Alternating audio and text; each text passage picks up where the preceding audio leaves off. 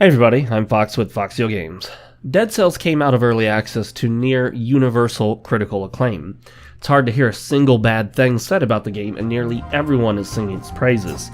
I've been known to disagree with the masses on a few issues, and not afraid to take a hit to my popularity to do so. But in this case, I don't disagree. Dead Cells is a fantastic, masterfully crafted gem. I've got virtually nothing negative to say, so sorry to disappoint you if you were expecting a more critical opinion. Dead Cells is essentially a progressive roguelite in that death is a permanent end to your current run, but you carry over unlocked benefits and upgrades. There's an amazing fluidity and precision to the controls, allowing you to gracefully navigate the Metroid-like level design. The auto-mapping allows you to keep track of where you've been, and teleportation points make for easy backtracking if the need arises.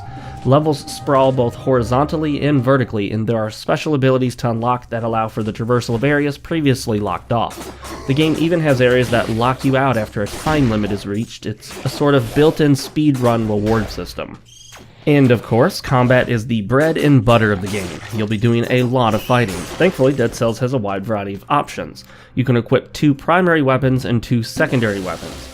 The main weapons include swords, hammers, bows, shields, and so on, and the secondary options include grenades, traps, turrets, etc. Finding the perfect setup for your playstyle is definitely a lot of fun, and experimenting with different combinations opens up new possibilities.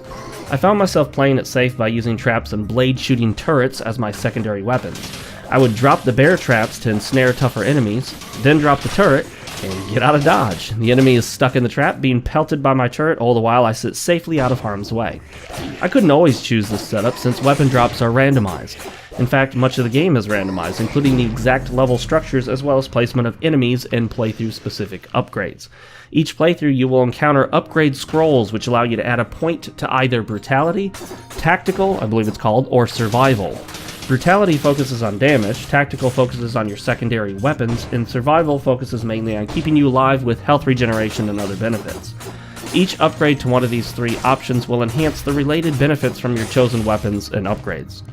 There are a lot of choices to make as you roll through the game, and I do literally mean roll since that's your primary dodging ability. You can jump and duck to avoid some attacks, but rolling is essential. You'll be rolling to dodge enemies and projectiles, as well as to get on the other side of a target about to land a devastating blow. You can roll across small chasms as well as into tight spaces. Not surprisingly, there are secrets to discover as long as you don't mind fully exploring and losing access to the previously mentioned time-locked areas. You collect gold, which is used to buy weapons from vendors located in the various levels, and there's even an upgrade that allows you to carry over a set amount of gold to the next playthrough should you die. And you will die. No, this isn't like Dark Souls, but it's definitely not an easy game. If you watch an experienced player, it may look like you can just steamroll through it all, but trust me, they're making it look easier than it is. You have to learn each enemy's moves and attacks to master them, and this is what allows you to maintain that unique ebb and flow that is part of a sort of dance you find yourself in. Dead Cells has a visceral, palpable fluidity to it all. The movement, the combat, the navigation through the levels. Whether it's rolling through enemies as you slash them to bits, jumping up and climbing onto ledges, or smashing through doors, you feel like an unstoppable powerhouse when you know what you're doing. Once you've bitten off more than you can chew, however, you usually realize it once it's too late. It's easy to get pounded into submission by a couple of well-placed attacks. The music is heart-pounding and appropriate to the context, and the sound effects are nothing short of stellar. They land with a resounding depth and punch that is second to none. Seriously, this is some of the best in the industry.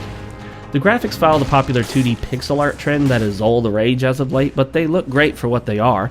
Enemies explode or fall apart in brutally satisfying ways, and spell and weapon effects look amazing. Everything just sort of comes together perfectly. The controls, the combat, the graphics, the sound effects, the music, they're all like instruments in an orchestra that build up into a symphony of gameplay.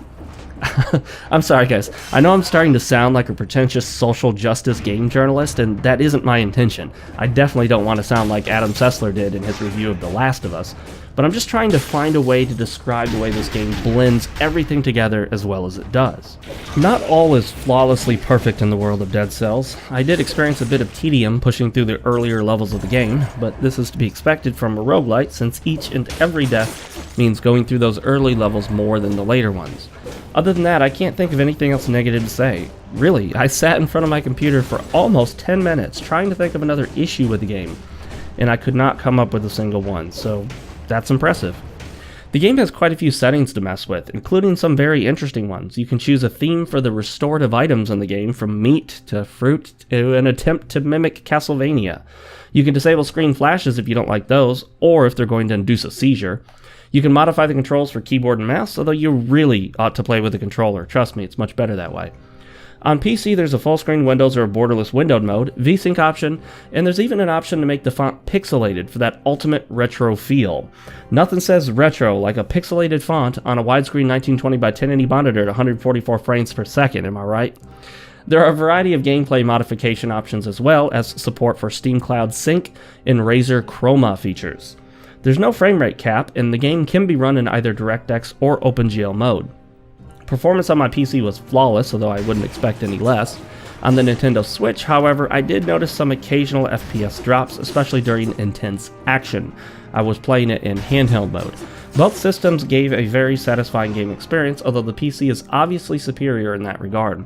As I mentioned, I don't recommend mouse and keyboard here. It's doable, I did it for a little bit, and the default control scheme is competent, but it just doesn't feel right. I can honestly say that I never found myself frustrated with the game. Despite my many deaths, I always felt that it was the result of me failing to play better, and not a limitation in the controls or any other unfair element. Don't get me wrong, there are some moments that are definitely trickier than others, but as long as you know what you're doing and make the correct inputs on your controller, you'll be on the winning end of the fight when the dust settles. I can definitely say that among the many Metroid-like 2D platformers out there, Dead Cells definitely excels.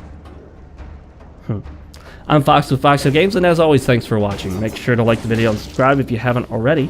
Click the bell icon to always receive notifications on my new videos.